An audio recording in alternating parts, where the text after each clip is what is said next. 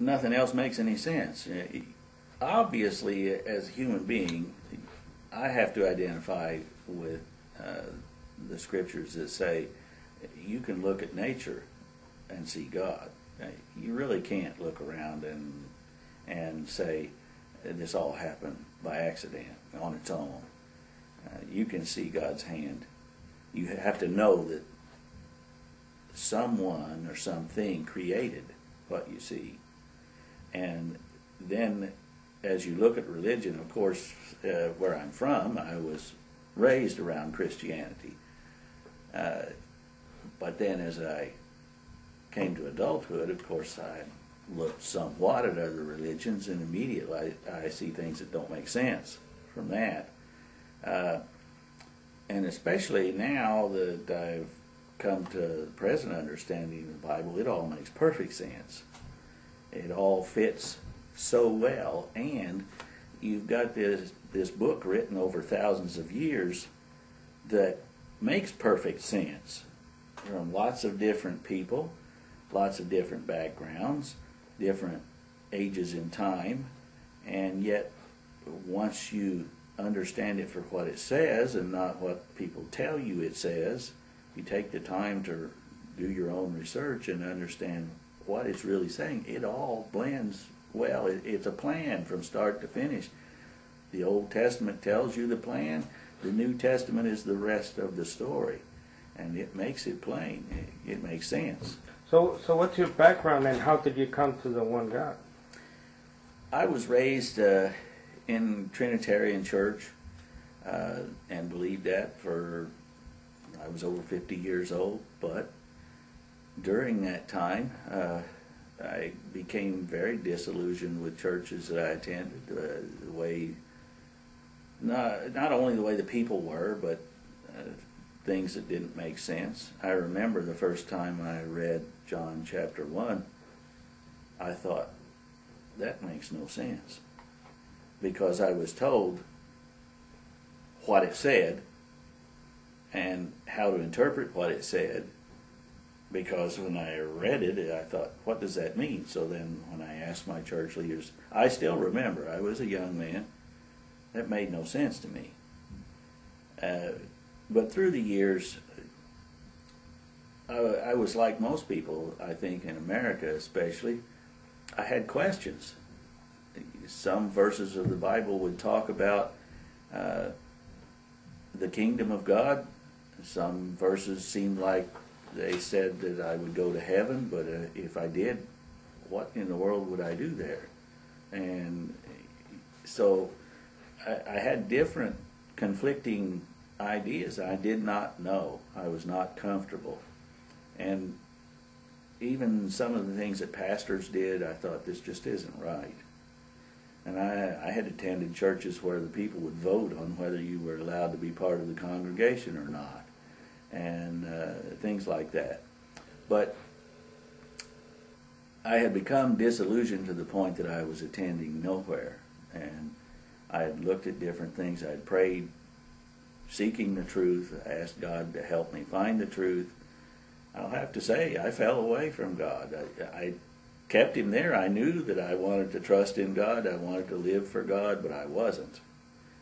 At least I didn't fall away far enough that I fell off the map. But as I searched for truth, God led me to it. I found it on the internet. And I remember the first time I saw a website, and it was through a search for something else.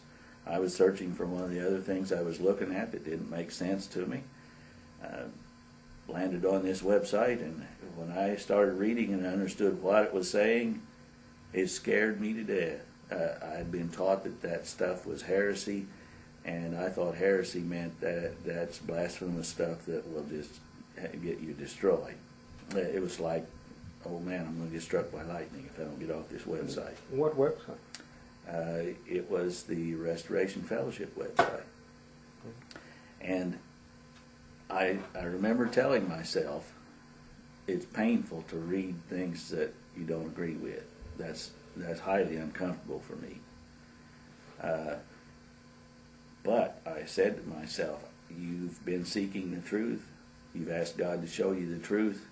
You can't know truth if you don't look at everything and learn whether it's the truth or not.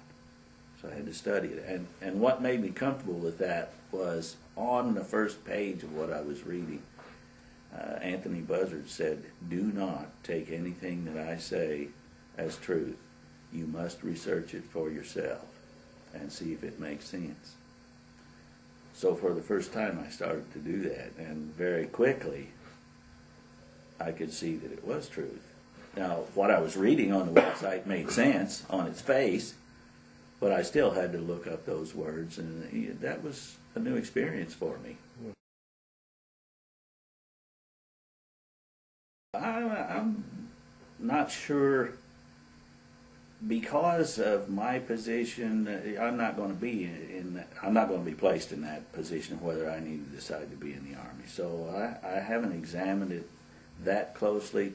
I can see where, as a Christian, you are to always forgive your neighbor. You're to pray for your neighbor. I can see where that could be a conflict if you're going to kill your neighbor. I can also see the argument that if there is enough evil here and no one does anything, the evil will take over. I can't see a New Testament justification for you to say there is an instance where I can kill my neighbor. I can't read that. I don't see that. Not in any Christian teachings.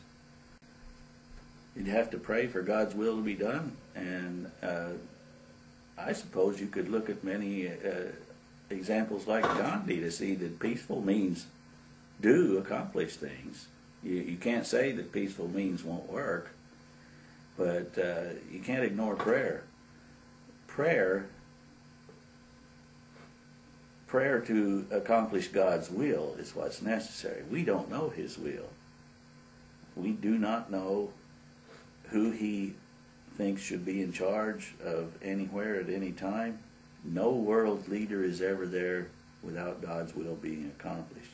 There is a purpose for everything. We don't have to understand that purpose. We know that Jesus taught that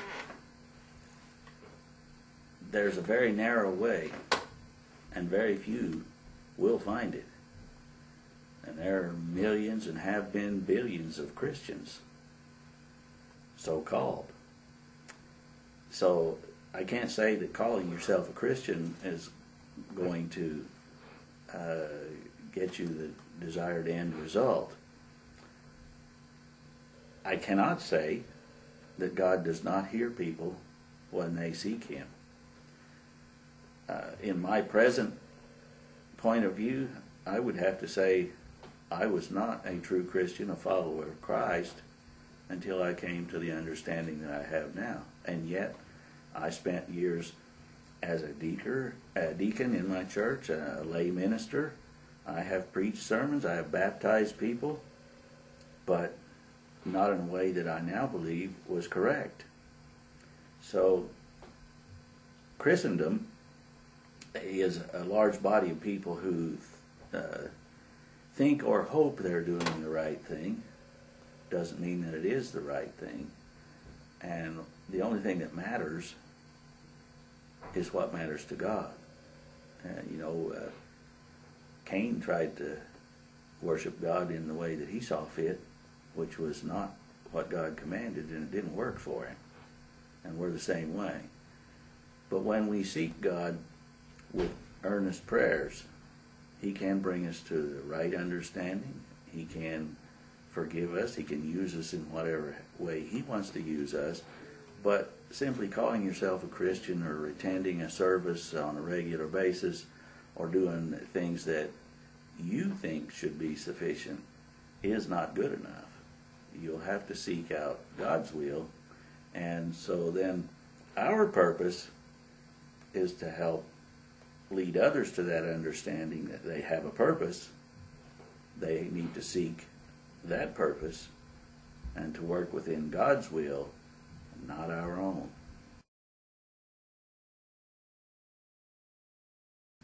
His unpretentiousness. You you could always depend on him to be consistent. It didn't matter who thought he should be this way or that way, or how he should act, how he should speak. He was here to accomplish a purpose, and he was always steadfast in what he believed, what he said, what he did, and it didn't matter what those around him thought was the appropriate thing to do or say. He would do the right thing no matter what. And if at the time it was to do a certain thing for one individual, that's what he would do. If at the time it was to do something for the greater good of all, that's what he would do.